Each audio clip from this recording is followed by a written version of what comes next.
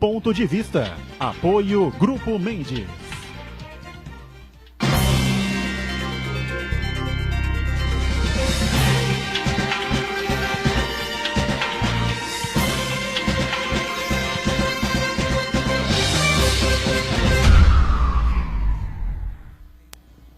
Olá, estamos abrindo aqui mais um Ponto de Vista, sempre aqui na Santa Cecília TV, neste horário da 1h30 da tarde, não é? Horário tradicional da discussão política, dos debates sempre importantes dos temas que formam a nossa pauta aqui, não é? A cidade, da região metropolitana, e a discussão e debate dos temas de importância nacional, e sempre são muitos e sempre quentes, não é?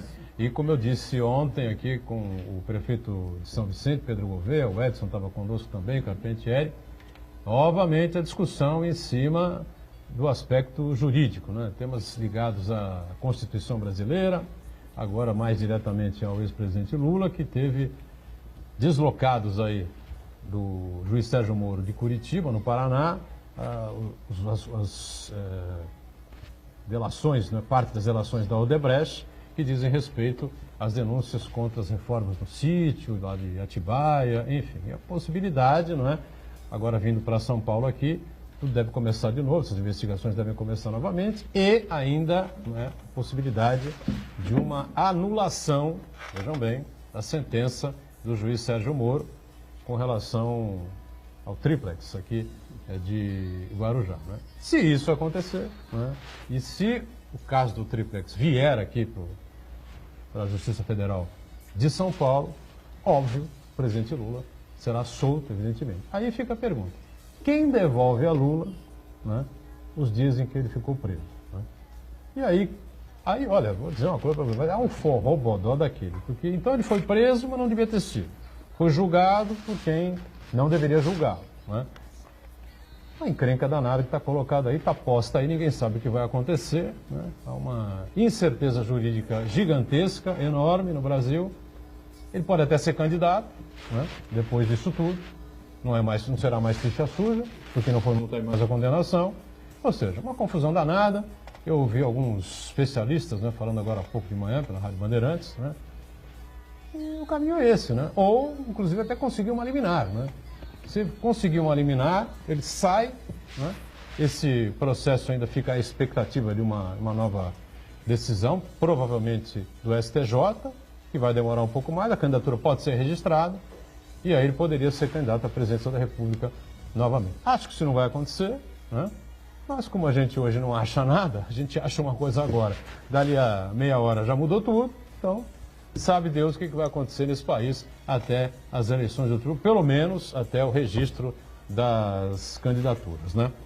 A gente recebe aqui com prazer, no ponto de vista, o presidente do Sindicato da Indústria da Panificação e Confeitaria, né, aqui de Santos e região, o Sinaspan, Dialino dos Santos Rosário, que é empresário, né, do setor, é advogado, enfim, tem uma série de atividades importantes aqui com a gente e atuação forte aqui na cidade, na região metropolitana. Prazer recebê-lo, tudo bem?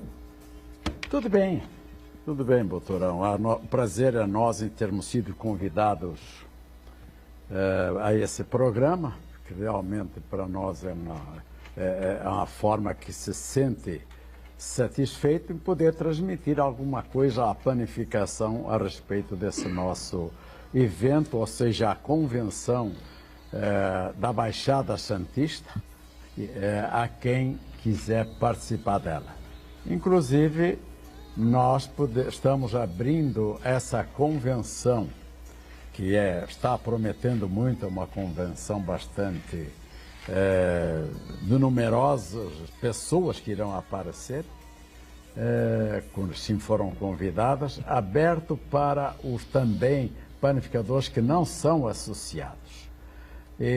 Para que tomem conhecimento que a finalidade dessa convenção aqui na Baixada Santista, que está sendo feita juntamente com uma associação, que é o AIPESP, que agrega todas as associações do Estado de São Paulo, associações, sindicatos, estão vindo também de São Paulo para poder realmente contribuir para o crescimento da panificação na Baixada Santista. Perfeito, vamos falar muito sobre esse assunto, sobre outros temas que envolvem aí este mundo, né, da panificação e confeitaria, todo mundo compra o seu pãozinho, né? Não tem jeito, consome ali o sonho, enfim, não é? E a padaria está na vida de todos nós, né? As confeitarias, desde que nascemos, que vemos ao mundo, né? Quem adora debates, quem adora convenções, seminários, essa coisa toda, é o nosso Uriel Vilas Boas, que está mais uma vez com a gente aqui para colaborar e participar desta edição. Tudo bem, né, Uriel? Tudo bem, eu fico satisfeito, como sindicalista de trabalhadores, ter ao meu lado um sindicalista da classe patronal.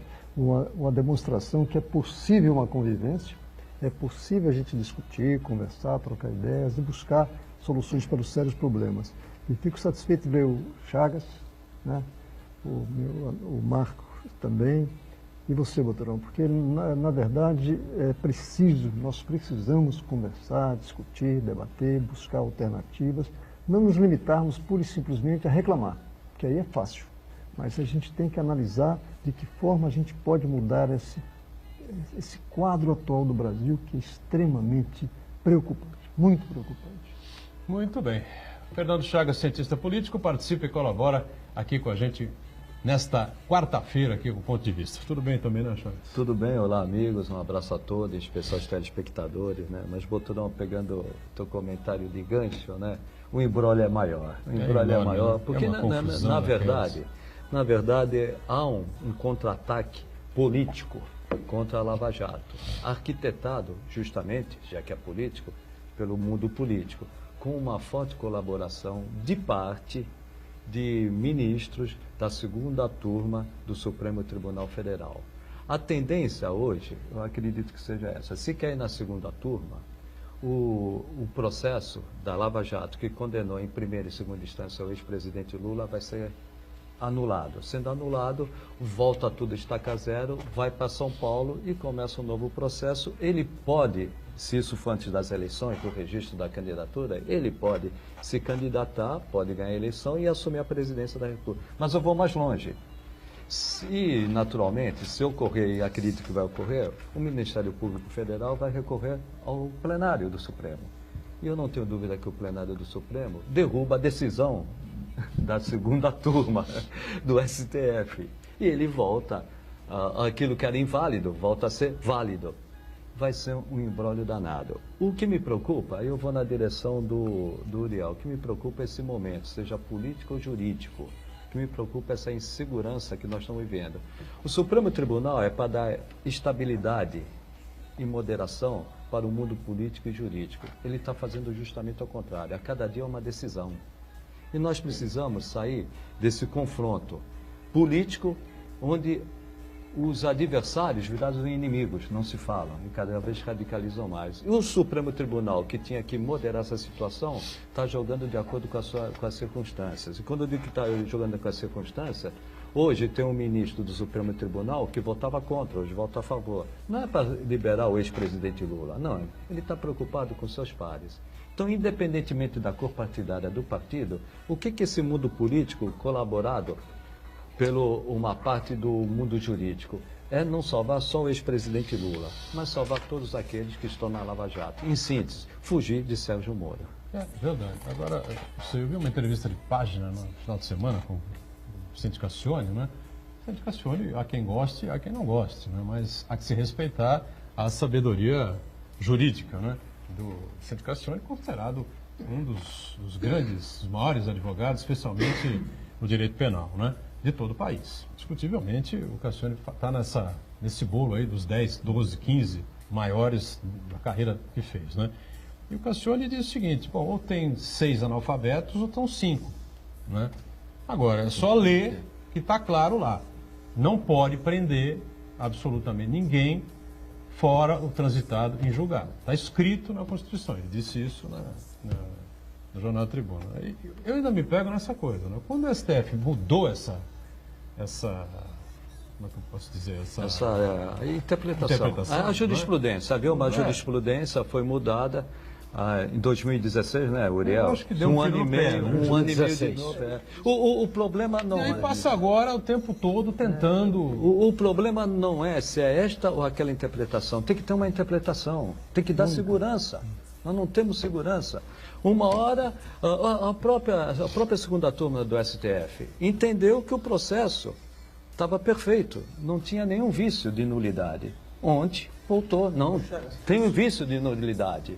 Muda tudo. Isso daí evidencia um problema muito sério que, infelizmente, no Brasil, o Poder Judiciário, principalmente o Supremo Tribunal Federal, se toma decisões no limite da coragem de cada um. No limite de quanto o ministro aguenta as pressões da rua, no limite da sua conveniência política, o seu alinhamento político partidário, e o que é perigoso, acaba inspirando juízes de outras instâncias também, em decisões em casos mais pedestres, mais comuns, né? E é uma coisa muito perigosa para a democracia e para a própria estabilidade do Poder Judiciário brasileiro. Né? Eu entendo, continuo com essa visão, viu, Uriel, de Alino? Mas porque no momento em que o STF mudou essa interpretação, ele rasgou a Constituição, né?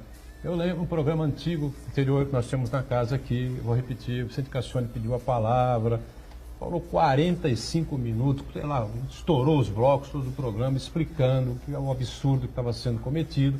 Você não pode prender o cidadão após a segunda instância, porque tem a terceira instância, tem a quarta instância, se o sujeito for inocente, depois foi inocentado, ou se o processo for cancelado, quem é que devolve ao cidadão, não é, aqueles dias, aquele mês, aquele ano, aquele período que o cidadão ficou preso? A não ser que seja uma preventiva, né?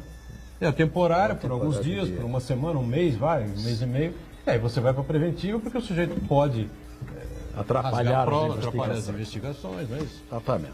Mas uma situação curiosa que há um tempo atrás não se conhecia os membros do Supremo Tribunal.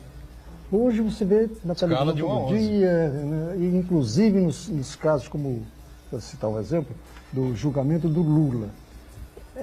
Que eles fizeram estardalhaço de tal forma que a opinião pública começa a conhecer o juiz quando, em verdade, conhecia apenas e tão somente as sentenças. Isso é muito ruim.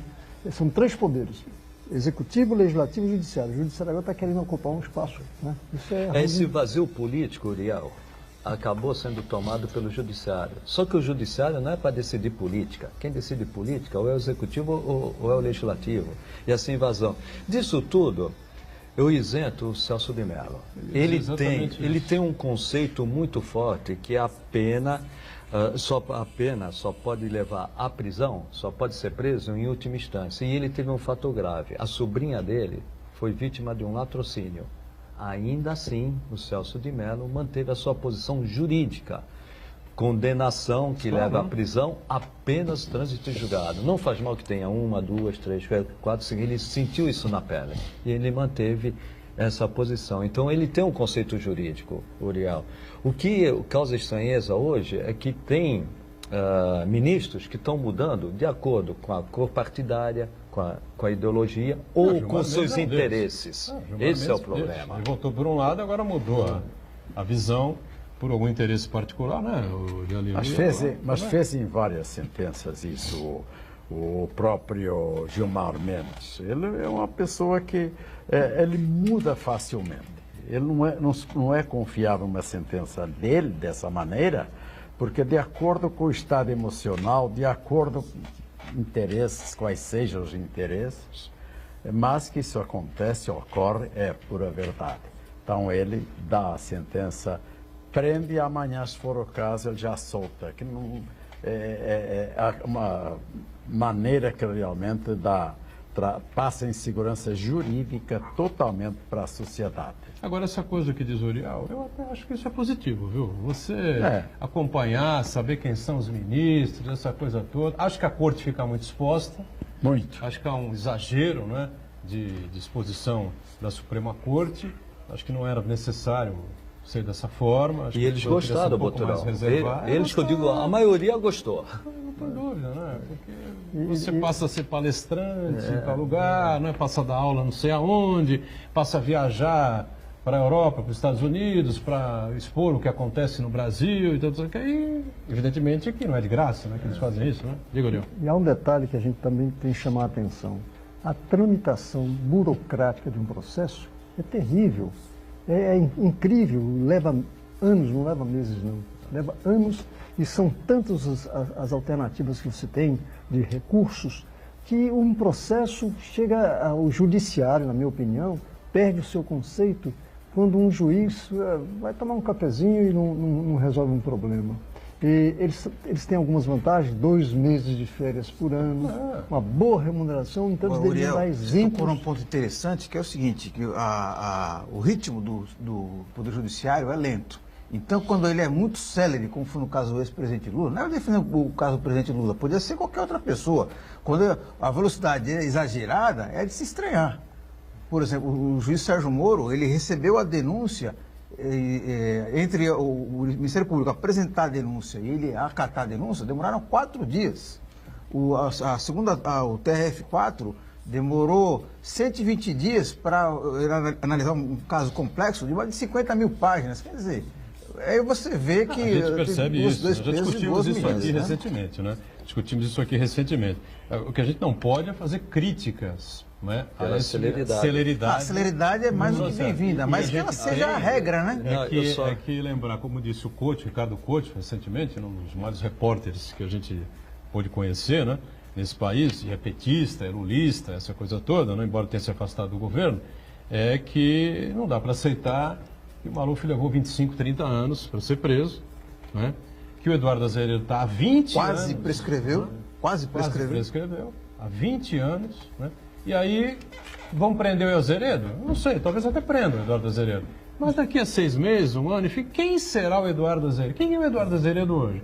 É praticamente um ex-político, né? Não tem grande significado para o país. Como Paulo o próprio Maluf, Maluf um deputado totalmente decadente. Maluf teria hoje o quê? Uns 150 mil votos, talvez, ainda? Ainda teria. Não, acho que não teria 200 mil. Não. Acho que não teria mais isso. Em torno de 100. 150, 160 Agora, mil. só cabe um parênteses aí. A Justiça Federal do Paraná era especializada nesse tipo de crime. E ela não pegou só o Lula, ela está pegando todo mundo. Um exemplo disso é o Eduardo Cunha. O Eduardo Cunha que tentou protelar de todas as maneiras ser preso. Por isso que todo mundo político está unido. Seja PMDB, PSDB, PT, PP, onde o PP teve mais um escândalo. Todos estão unidos hoje para fugir do Sérgio Moro e do TRF4. Caiu ali, é célere mesmo, é condenação. Os outros, muitos tentaram fugir, caso do Sérgio Cabral, e se deram mal. O Bretas, Marcelo Bretas, também tem sido célere em suas decisões. Então, nós temos vou chamar de molecada, ou essa juventude de 30, 40 anos, que está no Ministério Público e no Judiciário. Eles têm uma visão diferente dos antigos operadores do direito, dos antigos magistrados. Eles estão indo realmente para cima e, às vezes, com muito exagero, principalmente o Ministério Público. Às vezes, ele exagera na dose, mas eles vêm com uma outra visão. E esse que eu acho que é o problema, Uriel.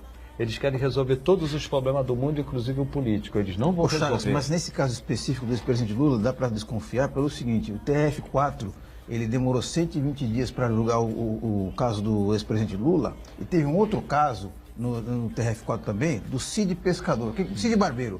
O que era o Cid Barbeiro? Era o cara que ele falsificava RG de pescadores para receber o seguro-defeso. Demorou mais do que o recurso do presidente Lula. Quer dizer, um caso muito mais simples, demorou muito mais do que um caso muito complexo. Em média, então, esse tipo de celeridade que a gente tem que desconfiar bastante. Em média, né? os processos que saem do Sérgio Moro e vão para o TRF4 estão demorando 9 meses. Essa é a média. Nesses casos de crime contra a administração pública, crime contra a ordem financeira, crime contra a ordem tributária. Em média, é isso. Sai do Sérgio Moro, vai para o TRF4, 9 meses. Bom, a questão é a seguinte: quando nós imaginávamos que a bola 7 tinha ido para o buraco, né? Eis que de repente ela bate no fundo da caçapa e surpreendentemente volta para a mesa e o jogo continua, né? Está todo mundo pela bola 7 aí, o país está na bola 7, né? Quem matar a 7 consegue avançar. Quem tiver a 7 encaçapada, quem não conseguir matar, fica nesse sufoco todo. A gente pensou que a 7 estava resolvida e a 7 parece que não está resolvida, né? Então fica essa situação. Quando é que isso deve ser resolvido, Chagas? Se anula a sentença, se não anula a sentença, se o Lula vai se ficar... Dependendo do STJ. Eles já recorreram para o STJ, eles vão alegar essa nulidade depois de indeferido do STJ, que o STJ... eles vão ali, a incompetência, a incompetência jurídica... Eu já vi um pedido disso há muito tempo, né? Já, não vai ser novidade, né? Mas dessa forma, teve uma brecha. O que houve ontem? Ontem abriu uma brecha pelo STF, indicando, ó, é aqui que tem que ir. E aí que eles vão. O STJ deve indeferir, deve rejeitar esse pedido. Aí vai para o STF. Não sei se no recurso ao STF vai dar tempo de o ex-presidente Lula ser candidato ou não ser candidato. E depende também do ministro Fachin. Se o ministro Fachin mandar para o plenário, eles não vão anular. Se for primeiro para a segunda turma, vai perder por 3-2, vai ser anulado e depois o MP, como eu já falei, vai para o plenário e o plenário vai derrubar a anulação. Eu já não sei se derruba mais aí, porque tem aí o Alexandre de Moraes tomando uma pressão danada no governo, não sei se... Mas aí tem o Celso. O Temer que o colocou lá. Se ele mantiver a posição... O Temer vai sair do Planalto, não sei como, né? Provavelmente esse é o problema. Com as mãos estendidas, assim, né? Esse é o problema. O mundo político se uniu para derrubar a Lava Jato. Com todos os seus exageros que ela cometeu, ela, em algum aspecto político, ela tem cumprido o seu papel. Exagerou em muitos aspectos. Agora, se for para o STF, tem também o voto, o Boturão, do Celso de Mello. Celso de Mello não vai anular esse processo. Aliás, você lembrou bem, né? Ontem nós tivemos na segunda turma Dias Toffoli, Gilmar Mendes e Ricardo Lewandowski, que votaram por essa alteração, essa mudança de a incompetência, competência do julgamento, de Curitiba para São Paulo, né? Contrariando o Edson Fachin, que é o relator da Lava Jato, e também o ministro Celso de Mello. Como o Celso de Mello votou com o relator, né, na minha ignorância jurídica, eu fico com a opinião de que a segunda turma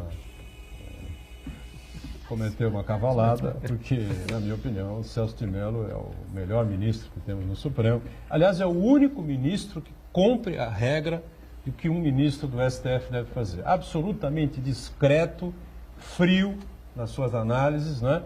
Se coloca totalmente à distância dessa pressão popular, da pressão política, enfim. Então, tenho a impressão que foi outra cavalada que fizeram ontem. Agora... Não, foi uma manobra, né? E o que mais cavalada, para não dizer outra coisa. Né? O que mais assusta, até nós estamos conversando nos bastidores, 3 advogados do ex-presidente Lula, não é para o seu ex-presidente, qualquer um. Não foram os advogados que tiveram a ideia, foi o Gilmar Mendes. O Gilmar Mendes deixou de ser juiz, deixou de ser... o Geninho. Para orientar. E não está salvando o ex-presidente Lula, ele está preocupado com os deles. Vamos para o nosso primeiro intervalo, já voltamos para falar muito mais sobre a indústria da panificação, de confeitaria, para falar sobre este encontro de negócios que vai acontecer agora no dia 26, que é amanhã, né? Voltamos já.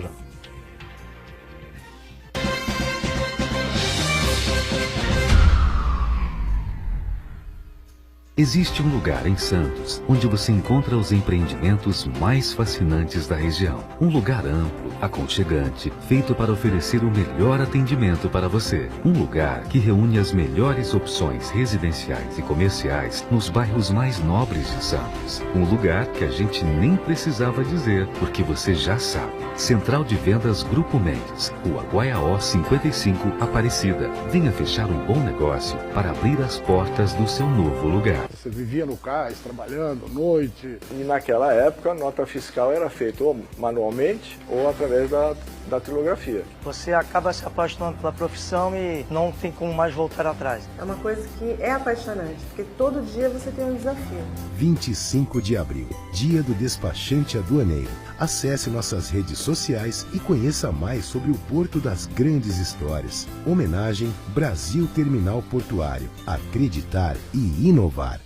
Santa Cecília TV no canal 52.1 HD. Se você ainda está com dificuldade de sintonizar a Santa Cecília TV em alta definição pelo sinal digital, você precisa escanear os canais da sua TV através da autoprogramação no seu controle remoto. É bem simples e você sintoniza os nossos programas com qualidade digital, de imagem e som, sem pagar nada por isso. Santa Cecília TV 52.1. Escaneie e sintonize a maior programação regional da sua TV em alta definição.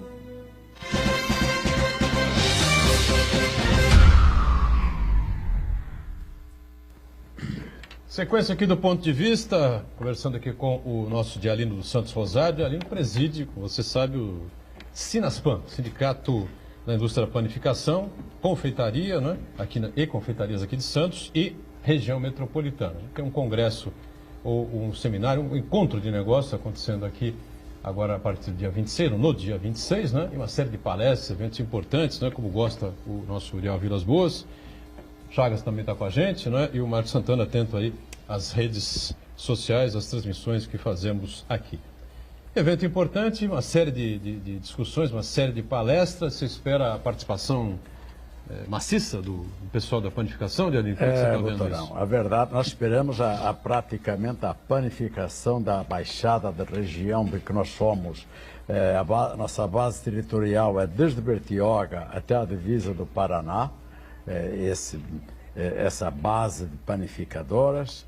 Esperamos que elas compareçam em massa, sócios e não sócios, amanhã, dia 26 de abril. No Senai, né? À 1h30, na rua Senador Feijó 421, que é o prédio do Senai. As inscrições são de forma gratuita, ninguém paga nada, o sindicato e a associação é que está custeando esse tipo de convenção na panificação. E é interessante que essa convenção ela é voltada principalmente para os empregados, não só para os donos de padaria. Por que isso? Porque o empregado é quem movimenta a panificadora. O patrão somente administra. Não é o patrão que vai fazer a massa, não é o patrão que fica no balcão. Então o empregado tem que ter conhecimento daquilo que está fazendo e a consciência de que realmente é uma empresa, essa empresa tem que ter lucro, essa empresa tem que realmente atender bem o seu consumidor, trabalhar para o fortalecimento da casa onde ele trabalha. Por quê? Nós temos as palestras que vão orientar o balconista ou atendente como atender o consumidor, não aquela bronca que vem de casa, chega ali, ele fica realmente trazendo tudo para cima do consumidor. Ele tem que saber que saiu de casa, vou trabalhar, vou atender o público, tem que o atender com o seu dinamismo, com a sua atenção, com o melhor atendimento dele possível. A maioria dos proprietários, dos empresários desse ramo, não conhece de massa de pão? Ou o pessoal conhece? Conhece. Praticamente todos os panificadores eles sabem fazer pão. Você, por exemplo, foi proprietário já, né? Você sabia fazer pão? Sabia fazer pão. O dia que o padeiro não aparecesse, o patrão tem que ir lá para dentro. Não pode deixar o consumidor sem pão. Então era obrigado a fazer.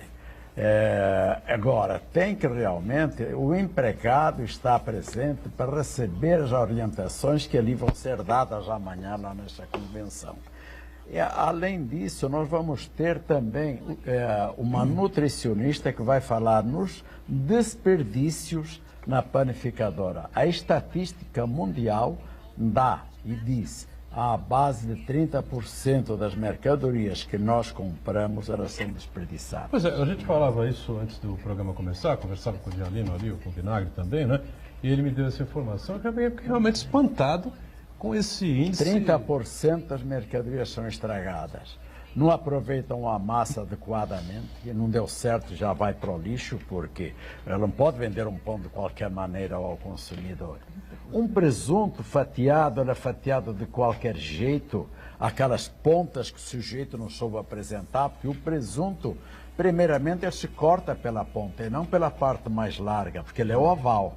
Sim. E o que vai acontecer? Acontece que realmente aquela parte mais larga é jogada fora. Tem que ser realmente, começa pela parte, a parte mais larga a ser cortada e a fininha chega no final, ele se o cortar a parar bem parado, faz ali um pão de frios excelente para vender ao consumidor. Entende? O que mais se desperdiça?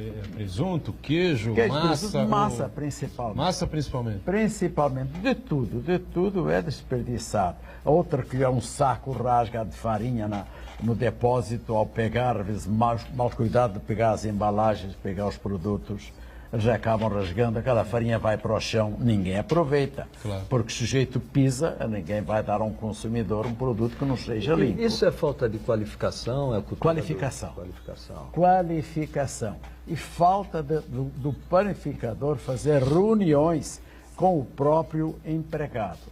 Nós temos, às vezes, necessidade de empregar, cobrir uma falta. Pega um empregado que não tem nem experiência e coloca ali dentro. Ele não tem noção.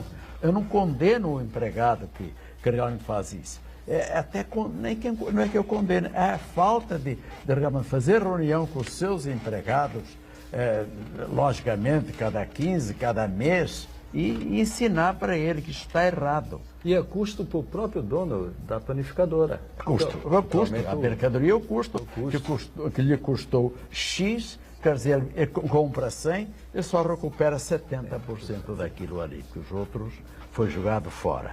E temos também aquela palestra que vai ser muito importante, tanto para os patrões como para os empregados, a reforma trabalhista. Opa, isso aqui vai ser um debate bom aqui. Tem que se tornar pública, porque ela foi modificada, foi realmente modernizada, mas ainda poucas pessoas têm conhecimento, a não ser do meio jurídico.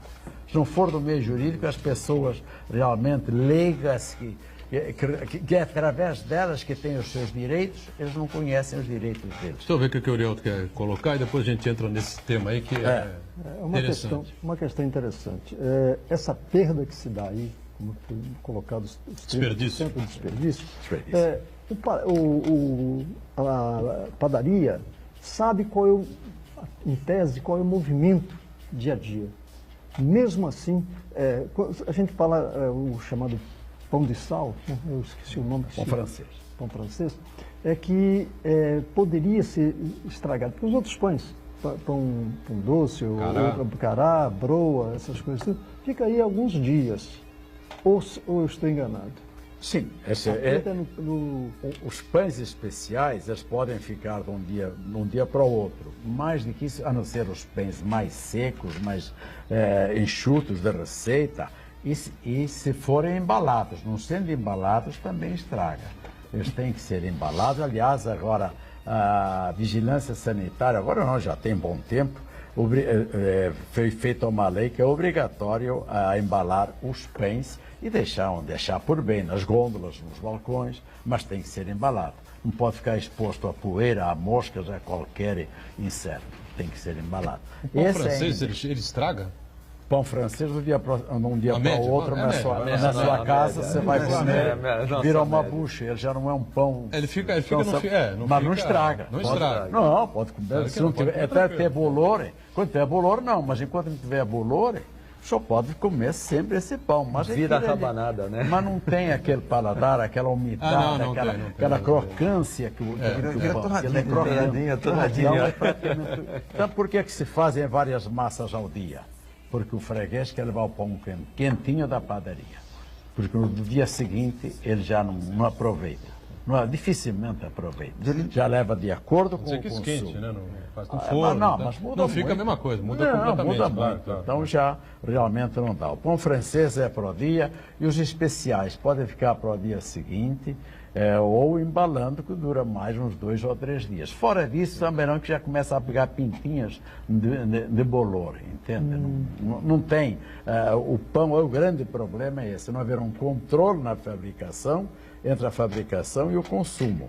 Aí ele acaba estragando e embolorando, e aos 30%, entra nos 30% o prejuízo que dá da panificação. Udalino, as padarias fazem parte da tradição de Santos. Até a história das padarias se confunde com a história da cidade de Santos, até por conta da tradição, da origem de muitos portugueses que vieram para cá e se instalaram no comércio com padarias, né? Então o hábito de frequentar a padaria, de consumir os produtos da padaria é uma coisa muito presente no santista. Mas há alguns anos para cá a gente tem percebido muitas mudanças nas padarias, né? Aquela parte do setor de copa, né? Que serve onde a pessoa consome o alimento ali, aumentou o espaço de muitas padarias, né? A decoração tem um cuidado muito maior, né? Então eu queria saber de você, quais são as principais mudanças no perfil do cliente das padarias? Isso é muito fácil. O pão, como vocês sabem, praticamente a sociedade sabe, o ser humano sabe, ele é milenário.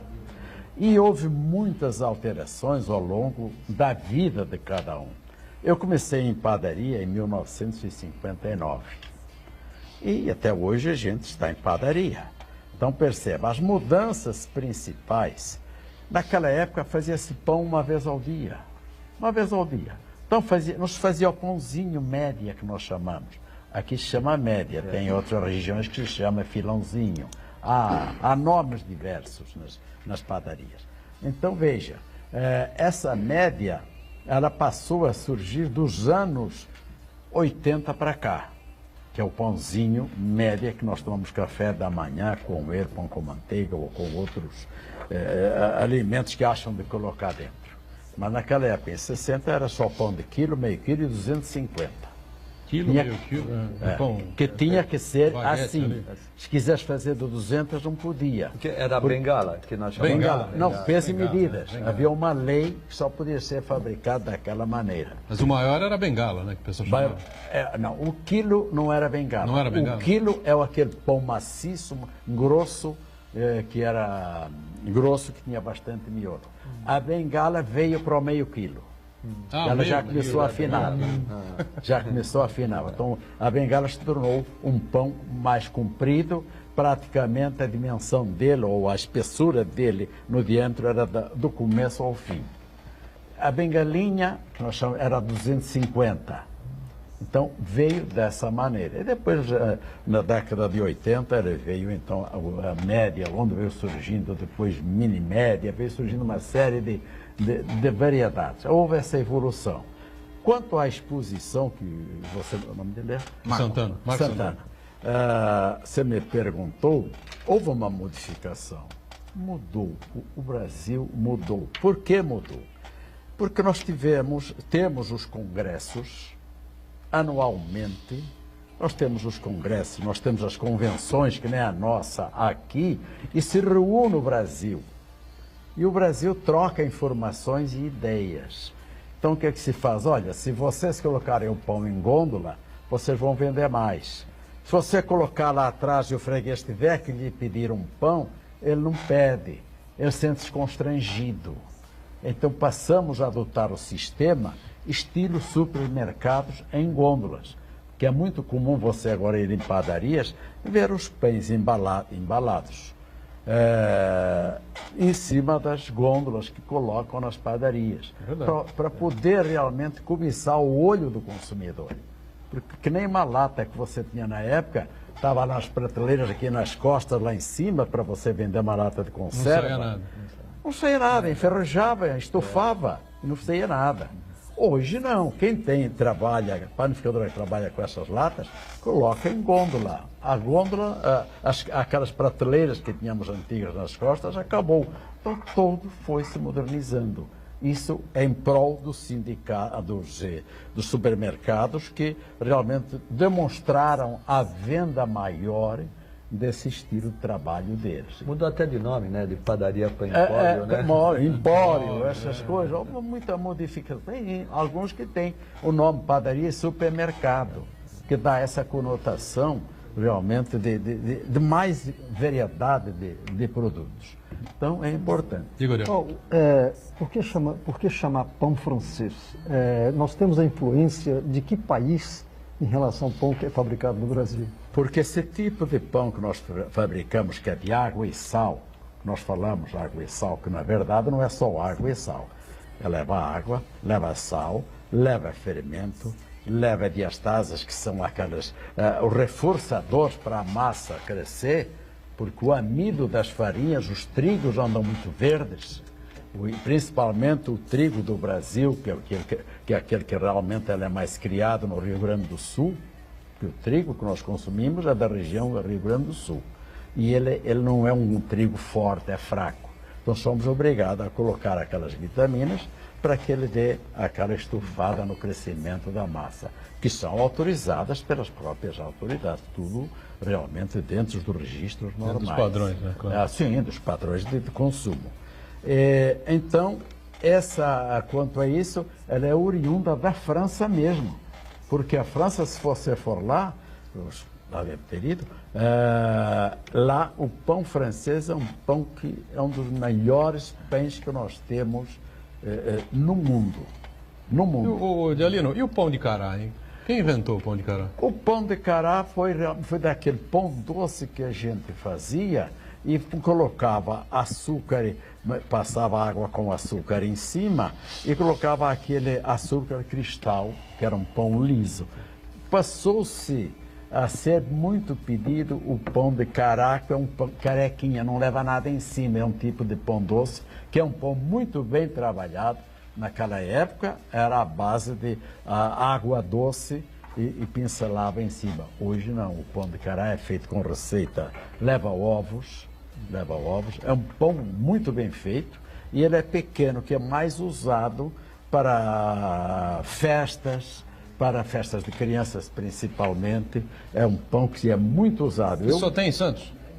Não. É o que dizem, né? Tem outro nome, né? Não, em outros lugares tem outro nome. Tem outro nome.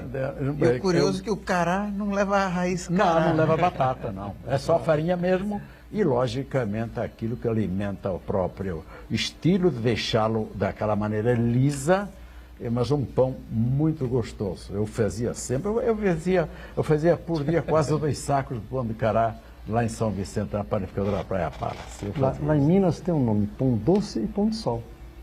Pão doce seria o quê? O cará? Pão doce e o cará. O cará. Que era só. Pão de sol é a média. Hoje sol seria a média nossa. A média nossa. Mas hoje não. Hoje há uma diversificação tremenda em pães doces. Tem pão de coco, tem pão tipo com bota, tem pão com goiabada.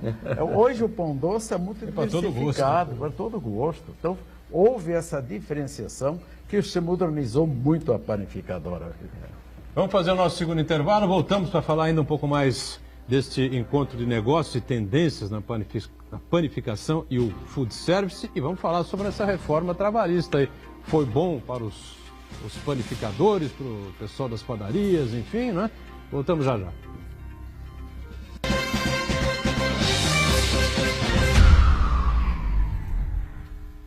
Existe um lugar em Santos onde você encontra os empreendimentos mais fascinantes da região. Um lugar amplo, aconchegante, feito para oferecer o melhor atendimento para você. Um lugar que reúne as melhores opções residenciais e comerciais nos bairros mais nobres de Santos. Um lugar que a gente nem precisava dizer, porque você já sabe. Central de Vendas Grupo Mendes, Rua Guaiaó 55, Aparecida. Venha fechar um bom negócio para abrir as portas do seu novo lugar.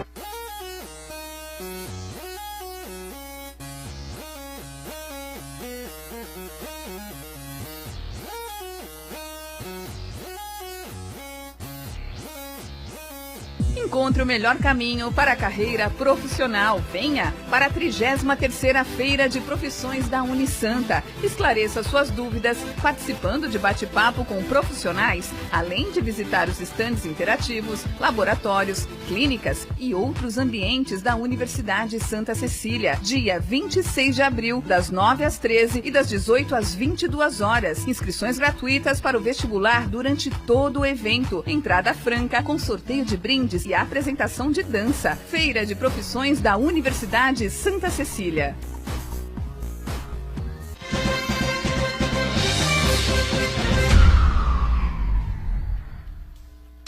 Muito bem, estamos de volta aqui na sequência do Ponto de Vista. Como eu disse antes do nosso intervalo, vamos falar um pouquinho sobre essa reforma trabalhista, né, que deu pano para a manga, foi muito discutida, muito debatida aqui nos programas, o que faltou no Congresso Nacional, na verdade, não é? Uma reforma que era para ter sido debatida, discutida, aprofundada durante um governo inteiro, né? E depois, na reta final, promulgada, né, decidida, como a própria previdenciária também deveria ser assim, acabou não sendo. E nós vamos ter um painel, né, uma palestra, amanhã às 16h30, né, dentro do Encontro de Negócios e Tendências da Panificação. com a visão geral, né? A palestra do Glaucio Grossi, doutor Glaucio Grossi Braga, que é advogado do departamento.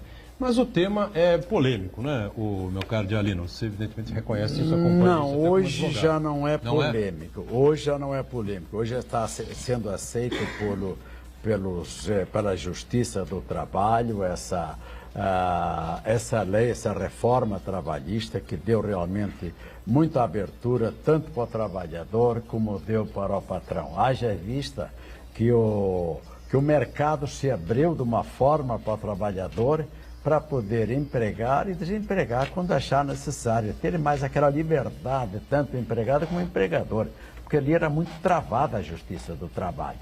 E isso prejudicava a todos, prejudicava quem trabalhava e quem era patrão. Hoje não, há uma liberdade maior, o empregado foi super beneficiado com isso e nós esperamos que ela continue, apesar dessa medida provisória que deixou o imposto sindical. Caducou, né? Ser facultativo, porque na época ela nunca foi proibido. Nessa reforma trabalhista era facultativo, pagava quem quem não queria não pagava. Hoje voltou, enquanto não houver o decreto ou outra medida judicial, ou seja, mesmo da parte do Congresso ou do governo, que proíbe ou deixe facultativo, ele agora está valendo. O próprio judiciário está concedendo a obrigatoriedade de pagar o imposto sindical novamente, que é um dia de trabalho do trabalhador para o sindicato a qual ele pertence, seja sindicalizado ou não.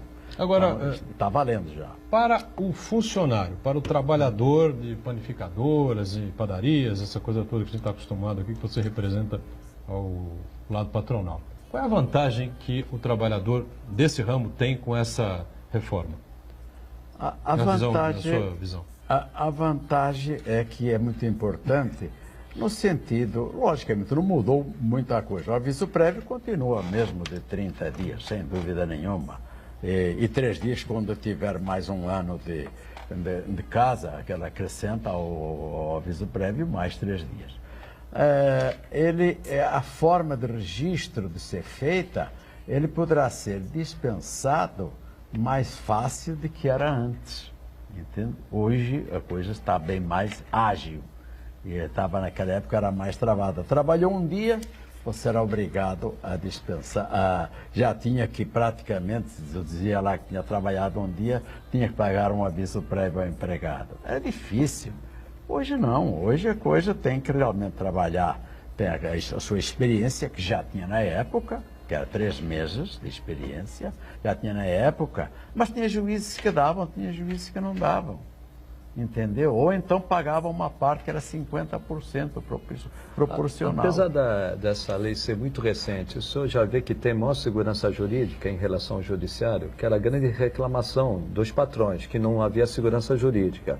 Por outro lado, havia maior garantia para os trabalhadores.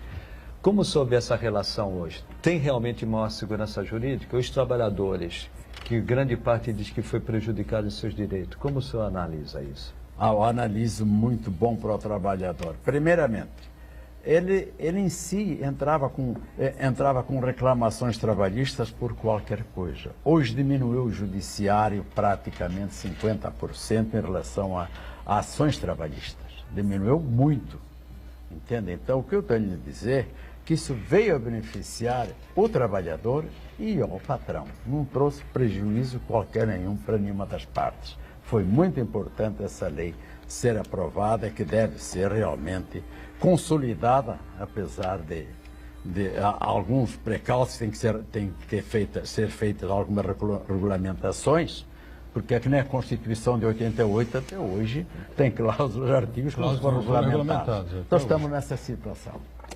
Eu gostaria de contestar o senhor Dialino dizendo que essa lei prejudica todos os trabalhadores. Todos. Você acha, Léo? Acho. E nós não podemos tomar como base, pura e simplesmente, que qualquer coisa tem que ir para o judiciário. O que deveria existir, e o governo não fez isso, o governo impôs com a classe patronal uma regra ou regras que atingem, como disse, todos os trabalhadores, porque nós não podemos discutir pura e simplesmente as reclamações, os erros. É preciso que a gente tenha essa negociação. Isso se dá campanha salarial, isso se dá em qualquer momento, na busca de soluções, sem necessidade de ir para o judiciário. E outra questão, está se dando muita ênfase na questão da contribuição sindical, que eu não sou muito favorável à contribuição sindical, mas eu analiso... Obrigatória, né? Obrigatória. Eu analiso sob o seguinte prisma. Trabalhadores, uma parcela significativa de várias categorias, sequer sabe qual é o seu sindicato. Mas, no entanto, quando o sindicato faz uma campanha salarial, alguma conquista que vá para a categoria, ele se beneficia. Então, é uma questão de politização, uma questão de diálogo, e essa legislação impõe, inclusive, regras que uma empresa com mais de 200 empregados pode ter uma comissão interna para negociar direto com o patrão. E os sindicatos da categoria. E tem valor. Então, tem valor judicial.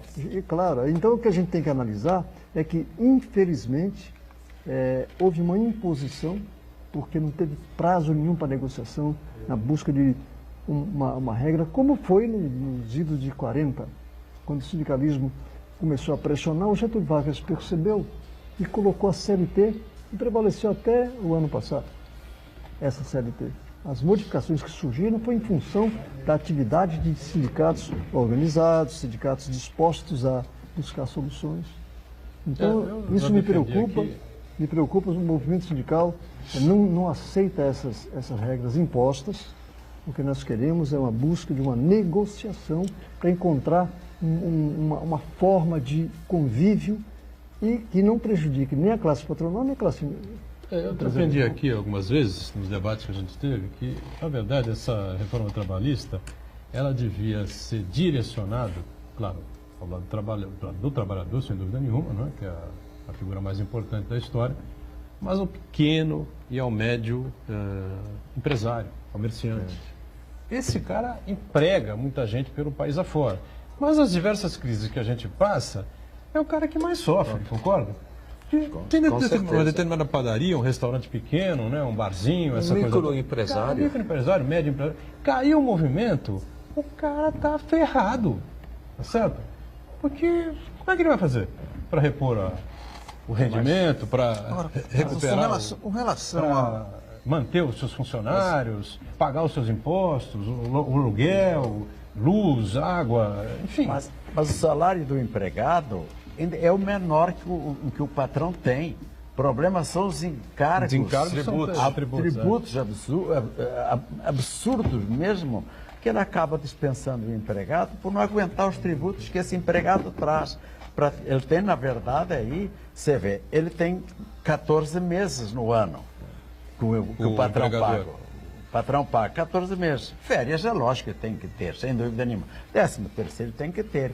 Mas teria que o governo tirar a parte dele, a fatia dele, tão elevada que ele cobra. Eu não sou contra o empregado ter todos esses direitos. Só que devia ser diminuído para aliviar a carga tributária em razão do cada empregado que coloca na sua casa, ele fica quase 3 vezes mais caro do que o salário dele. Se ele ficar doente, veja quanto um patrão continua pagando o seu fundo de garantia, ele tem que o pagar, entendeu? Não tem como, assim, grandes grupos empresariais, né? Bom, acaba saindo, como a gente brinca, na urina. E faz o lobby. Faz o lobby no Congresso. Agora, o pequeno, não aguenta. A pizzaria pequena ali, a padaria, o açougue, o bar, entendeu? Esse é o problema. Um dos grandes riscos que os críticos dessa reforma trabalhista que acabou sendo aprovada apontavam era o risco da precarização do trabalho, né? E o achatamento do salário dos trabalhadores e a sua consequente redução do poder de compra, né? E os dados do CAGED, né? O Cadastro Geral dos Empregados e Desempregados de maio, foi divulgado na semana passada, semana retrasada, aliás, indicam justamente isso aí, que os empregados que foram admitidos já com um salário 15% menor. Quer dizer, se a tendência se aprofundar, é capaz de que o Brasil experimente um fenômeno que se experimentou em outros países, como o Vietnã, a China. Quer dizer, o brasileiro, o médio, aquele trabalhador menos qualificado, ele tende a ganhar menos e, por consequência, o poder aquisitivo dele acaba sendo reduzido e quem vai acabar sendo afetado é o pequeno e o médio empresário. O salário mínimo ano que vem é menor do que o desse ano. O governo já anunciou isso. Vai ser menor o salário mínimo, não vai ser corrigido. Há uma questão que precisa ser avaliada. Nosso país é um dos maiores exportadores de café. E nós estamos importando café em pó. É absurdo. São as commodities. Nosso Brasil exporta minério. O minério é feito aço lá fora. E a gente importa aço. E a gente importa. Nós não fabricamos um veículo, um carro. Então, se o empresariado, quando reclama do excesso de impostos, deveria estar reclamando de forma organizada para verificar onde esse imposto está sendo empregado. Porque a queda, o desemprego ou a queda no nível de ganho do trabalhador vai influenciar também o comércio. Então a gente tem que fazer um trabalho conjunto de nossa categoria metalúrgica. Nós estamos fazendo essa proposta para a reindustrialização do Brasil. Nós temos que ter estaleiros, nós temos que ter ferrovias, construir locomotivas e assim por diante. Se não pensarmos dessa forma, a nível empresarial, olha que eu sou sindicalista de trabalhadores, estou defendendo a necessidade do empresariado se organizar e discutir como estão Em pouco tempo, Uriel, nós tocamos em todos os problemas do Brasil. O brasileiro, em média, trabalha 4 meses e meio para pagar tributos. Esses tributos, na realidade, eles não são empregados nem por uma distribuição de renda mais razoável. E o que o Uriel está tocando é um problema muito grave. Nós batemos sucessivos recordes, ou recordes, como queiram, de exportação de commodities, não tem valor agregado. O que dá, como na Alemanha, dá retorno econômico para um país é o produto industrializado. Só que o mundo inteiro hoje, inclusive os Estados Unidos, daí também um dos motivos do Trump ser eleito, né? O mundo inteiro hoje, ele busca o custo menor. A indústria hoje, ela não está só, o Ariel nos anos 70, 80 sabe muito bem disso. Uma indústria fabricava tudo. Desde o botão do estufamento do carro até o motor do carro. Hoje não. Hoje as indústrias no mundo inteiro são de montagem. Então cada um busca em cada país o menor custo e depois num determinado país também com o menor custo e monta esse produto e vende. E essa é a grande dificuldade do Brasil. A gente passou por um processo de industrialização, nós temos um problema tributário que é grande e temos um problema de logística que é muito grande no Brasil. Isso acaba atrapalhando o desenvolvimento do Brasil em cima de valores agregados. Nós estamos o quê? Nós estamos vendendo matéria-prima para a Alemanha, processar o café, e nós adquirimos o café. Como a China no aço, né? Nós estamos importando. Infelizmente, debatemos isso há 30 anos, 40 anos, 50 anos e a coisa não avança, né? Nós temos um exemplo, a Coreia do Sul é um estadinho do Brasil. Sim. Importa tudo, no entanto exporta 2 marcas de veículos. Então fizeram a pesquisa. Kia e Hyundai, né? Nos anos 60 eles investiram violentamente no ensino e educação. Isso deu resultados. Você falou em automóveis. Celular, Dialino, então vamos só reforçar aqui, no finalzinho aqui do ponto de vista, nós temos a Convenção de Panificação de Santos e Região, dia 26, que é amanhã, tá certo? Lá no Senai, na Avenida Senador Feijó, 421, aqui em Santos, tá certo? O estacionamento pessoal tem convênio lá com o Feras Park, que é no 427, lá do Senador. E ainda há possibilidade do pessoal se inscrever? Sim, não, quem chegar lá... Quem chegar vai ter o seu... A 1h30 são as inscrições. 1h30 da tarde. Isso. 2h30 tem a abertura. E às 3 horas é a primeira palestra, enfim. Panifica Ação, na verdade. É um show de atendimento e atitudes proativas com Dil Casella. Na sequência, às 4 horas, não é isso? Sim. Quali Consultoria, nutricionista Bianca Torres, vai falar de manipulação versus desperdício, que disse aqui o número impressionante dito aqui pelo Diarino, 30% de desperdício nas panificadoras aqui pelo Brasil afora. 4h30 da tarde, aí sim o debate sobre a modernização trabalhista, e às 5h30, sorteio de brindes, enfim, né, e vem o encerramento. É esse o evento, sucesso lá. Para sócio que e não todos compareçam, né? Sócios compareçam maciçamente, que a casa é deles, não é da panificação. Perfeito. Diga, Uriel, para fechar. Eu só queria, para fechar, dia 1º de maio, às 10 horas da manhã, na Praça das Bandeiras, todas as categorias de trabalhadores estão sendo convidadas a participar de uma manifestação política sindical lá na Praça das Bandeiras, 10 horas da manhã. É uma frente sindical classista que está organizando e convidando todo mundo. A gente agradece aqui ao Dialino dos Santos Rosário, presidente, então, do Sinaspan, repito, no Sindicato da Indústria da Panificação e Confeitaria de Santos Região. Obrigado, sucesso amanhã. Obrigado, Ariel, que está conosco, o Chagas também, não é? E, diariamente, o Marcos Santana, sempre com a gente, conferindo aí as redes sociais. A gente, com você aqui na Santa Cecília TV, 1h30 da tarde, sempre ao vivo, ponto de vista. Nossa reprise às 8 da noite. Valeu, gente. Obrigado. Tchau.